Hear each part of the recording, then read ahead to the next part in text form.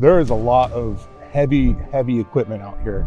And when people are on the ground or working near equipment, the equipment will always win. So it's important that people know what's around and how to stay out of the line of fire, and wear the high-vis PPE, and making sure they're communicating with the operators and making sure they have good line of sight each time they're in their area. Anytime we're performing any heavy civil work and there's people around, we got to keep them safe.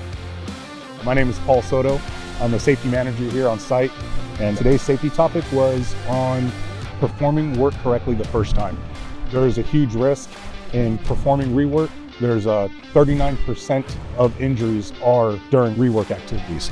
The heavy equipment is one of the biggest hazards here during our construction phase. Moving into tower erection, once we start installing, there's going to be huge, heavy pieces of equipment flying through the air with cranes. So we're going to be climbing ladders that are 300 feet, in the air.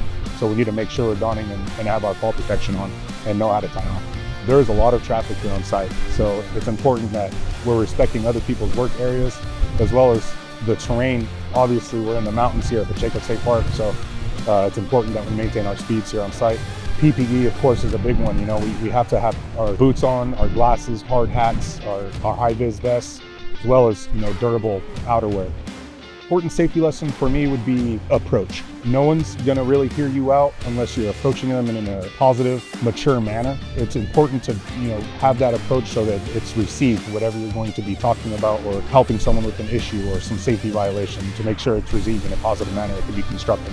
Advice I would give is that all the rules and all the policies, they may seem excessive at times, or they may seem hard to interpret, but they're all written there for a reason. They're all written in blood.